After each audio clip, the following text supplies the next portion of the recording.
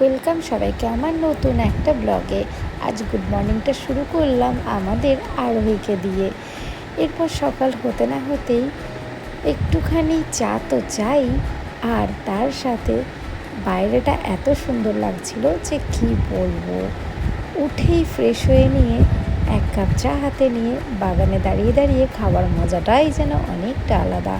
এরপর স্নান করে তুলসী গাছে জল দিয়ে তারপর বাইরে একটু হেঁটে নিয়ে এবারে রেডি হয়ে নিতে হবে। এবং তাহলে সবাইকে একবার আমাদের বাগানের গাছগুলো আর এই ডেকোরেশনটা আর একবার একটু ঘুরিয়ে দেখিয়ে দিই। এরপর তো তৈরি হতে হবে আর তারপর বেরিয়ে যেতে হবে। এখন বাজে সকাল ওই ধরুন 8:30। যত তাড়াতাড়ি সম্ভব বেরিয়ে যাব, যা গরম পড়েছে কি বলবো। মেয়েটাকে তৈরি করে নিয়ে নিচে একটু সবার সাথে দেখা করিয়ে নিয়ে এই দেখুন দুটো শিং বেঁধে নিয়ে এবার আমরা চললাম কলকাতার জন্য। এবার যাওয়ার কারণটা ছিল, সবাই জানেন যে 29 তারিখে কলকাতার ভোট, আর আমার ভোটার কার্ড আধার কার্ড সব কিছু এখনও কলকাতার অ্যাড্রেসেই রয়েছে। তার বিশেষ কিছু কারণ রয়েছে, কারণ অনেকগুলো ডকুমেন্টস অনেকগুলো চেঞ্জ করা না এই মুহূর্তে একদম পসিবল না এত দৌড়াদৌড়ি করে। তাই ওগুলো নিশ্চয়ই করব, একটু সময় নিয়ে করব আর ঠিক টাইম মতো করে নেব, কারণ আমারও সম্ভব না আজীবনকাল কলকাতায় গিয়ে ভোট দেওয়া। সেসব কথা আজ আর দাঁড়িয়ে কোথাও কিছু খাবো না, কিন্তু একটু দাঁড়াতেই হবে, কারণ ওর এখন দুধটাকে বানিয়ে নিতে হয় এভাবে গাড়ি চলতে চলতে।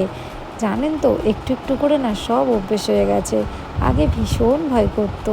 ওই দেখুন কথায় কথায় চলে এসেছি ডানলপের সাইডটা দিয়ে যেতাম, কিন্তু আজ আর যাবো না। আজ যাব ডানলপের একদম ফ্রন্ট মিডল থেকে। এদিকটা থেকে গেলে পারে রাস্তাটাও একটু কম হয় ঠিকই, কিন্তু সিগন্যালটা থাকে, কিছু করার নেই। যাই হোক, সেদিকে রাস্তাটা বন্ধ আছে। আর এখন কথায় কথায় আমরা তো চলেই এসেছি। এই গেল মোল্লারহাট বাজারের রাস্তা। এখান থেকে এখন সোজা ঢুকে যাব কেষ্টদার গোডাউনে। তারপর সেখানে গাড়িটা রেখে আমরা কিন্তু ঘরের দিকে চলে যাব। চলুন তাহলে এবার শুরু করছি আমার বার্থডে দিয়ে। হ্যাপি বার্থডে টু মি পূজা। প্রত্যেক বছরের মতো এবছরেও মা করে দিল আমাকে আশীর্বাদ। আগের বছর কিন্তু আমার শাশুড়ি মা করেছিল, কারণ আমার ঠাকুমা মারা গিয়েছিলেন, তাই মা কিছুই করতে পারেননি। আর এবছর তাই মায়ের কাছে গেলাম, তার একদিন পরেই তো ভোট, তাই এই দিনটাতে চলে গেলাম। শুধু মিস করি প্রত্যেক বছর ঠাম্মার দেওয়া 101 টাকা। থাক সেসব কথা। 5 রকম ভাজা, তার সাথে ছিল চাটনি, পাঁপড়, মিষ্টি সব কিছু। যাই হোক, সব কথা যে স্কিপ করে এইটা হচ্ছে একটা অন্যরকম জিনিস। এটা হচ্ছে এঁচোড় ভাজা। এই ফার্স্ট খাচ্ছি, আগে তো কখনো খাইনি। যাই হোক, হ্যালো ভিউয়ার্স, আজ আমার birthday, so happy birthday to me Puja. Happy birthday to me Puja. God bless you Puja. রাত্রিবেলায় ছিল কেষ্টদার ট্রিট, এই ক্রিসপি চিকেন অর্ডার কিন্তু অসীমই করেছিল। যাই হোক, কেষ্টদা বলেছিল ওর কি পছন্দ তুমি অর্ডার করে নাও। হাই, আজকে 29শে এপ্রিল, কলকাতাতে ভোট। তো আমি তো ভোটের জন্য এখানে এসেছি। দুঃখের বিষয় হলো একটাই, যে ফোন নিয়ে যেতে পারবো না। ফোন রাখার জায়গা বানিয়েছে, কিন্তু ওখানে ফোন পাহারা দেওয়ার কিছু নেই। সো আমার এই এক্সপেন্সিভ ফোনটা যদি চুরি হয়ে যায়, তখন কি আর আমি তোমাদেরকে ভিডিও করে দেখাতে পারবো বলো? একদম পারবো না। তাই জন্যই আমি ফোনটা নিয়ে যাচ্ছি না। যাই, ফিরে এসে তোমাদের আঙুলের ছাপটা ঠিক দেখিয়ে দেবো। ওকে, টাটা, বাই। তাহলে আমি যাচ্ছি। ভোটের দিনটা যেমন তেমনভাবে কেটে গেল। তারপরের দিনকে মেয়েকে নিয়ে যাচ্ছি একটু মাজারের উদ্দেশ্যে। ও দেখুন কি ঘুরতেই না ভালোবাসে। আর যাওয়ার আগে মা মনসা মন্দিরে একটু দর্শন না করিয়ে গেলে হয়। এই মা আমার সব কিছু। ওকে একটু চেঞ্জ করিয়ে দিই, তারপরে এখন আমাদেরকে ওখানে যেতে হবে।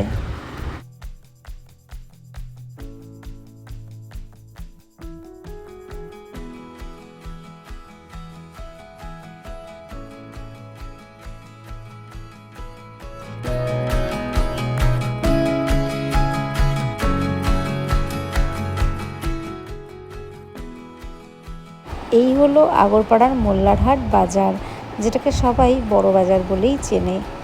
এই বাজারটা বহু পুরনো। এর ভেতরে রয়েছে ঠাকুর বাড়ি, সেখানে রয়েছে রাধাকৃষ্ণজির মন্দির। আর এই বাজারে এমন কিছু নেই যে পাওয়া যায় না, প্রচণ্ড জমজমাট এই বাজার। আর এই বাজার পেরিয়েই যেতে হয় এই মাজারে, একদম আমাদের বাড়ির রাস্তার ঠিক উল্টো দিকে। আর এখানে দেখুন কত কিছু পাওয়া যায়। আর আমি না সুরমা পরতে ভীষণ ভালোবাসি, তাই সুরমা কিন্তু আমি এবার সাথে করে কিনেও নিয়ে এসেছি। চলুন কথা না বাড়িয়ে এবার তারা ঢুকে যাক, আর আমি একটু আপনাদের সাথে কথা বলি।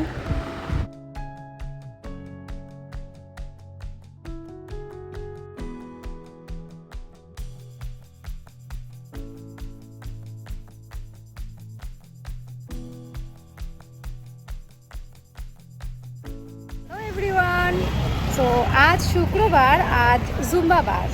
দেখতেই পাচ্ছ আমি এখন দরবারের সামনে রয়েছি। এটা একদম আমার কলকাতার বাড়ির ঠিক অপোজিট রাস্তাতে।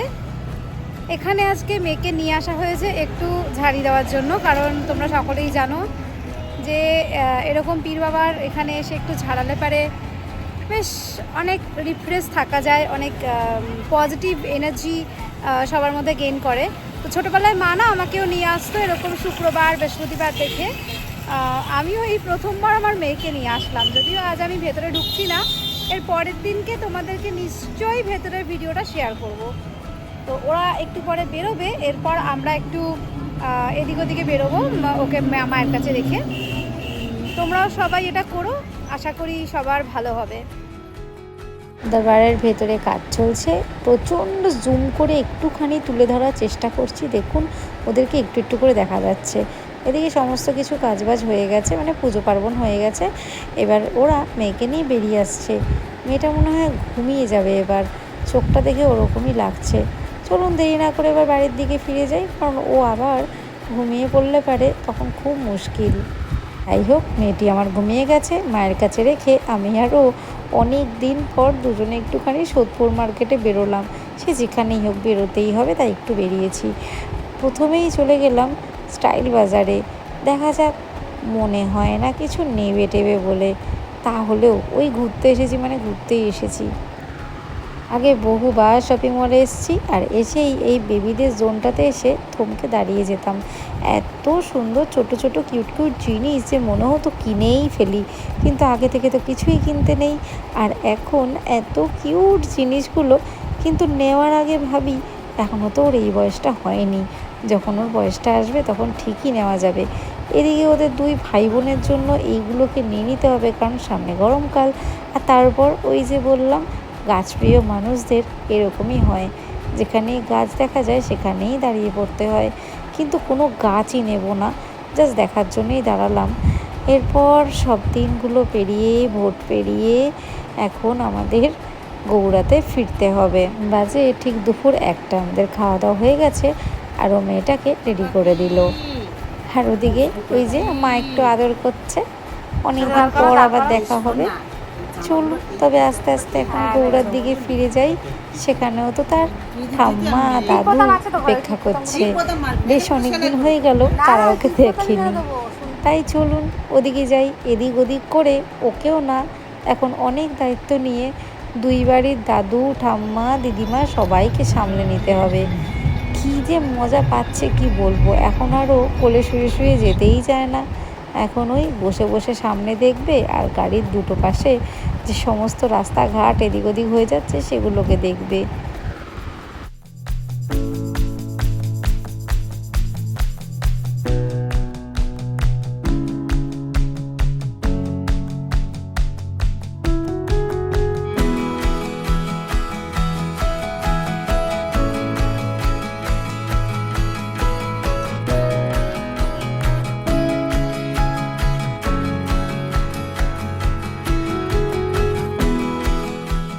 দক্ষিণেশ্বরটা পেরোতে না পেরোতেই আকাশটা প্রচণ্ড কালো মেঘ করে এসেছে। ততক্ষণে আমরা উলুবেড়িয়া কাছে পৌঁছে গেছি।